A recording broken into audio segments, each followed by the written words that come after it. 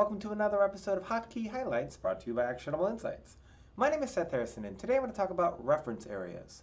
When you're in the Sketch tab, you can press the A key on your keyboard to bring up the area tool. As you can see here, it is now loaded onto my cursor. And there's a couple of different options when you're applying an area, depending on what you're looking to do. So, first method is the click, hold, and drag. So I'm going to click down, hold it, I'm going to drag the area to where I want to be, and then I can manipulate those measurements from there as I see fit. Another option, I'm going to hit A again to load up my cursor, and I'm going to single click in this room, and it's going to cover the entire floor with an area. So now that's its own area, the entire floor property.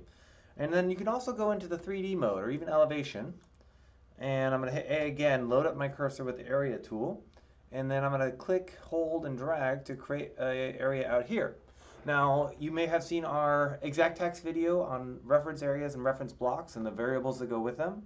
Blocks can do a lot, but these external patches, maybe a stucco patch that you want to denote with the area tool, that could be a great way that the area tool is better or has more functionality than the block tool in that context. So, this has been another Hotkey Highlight. Hope you've enjoyed.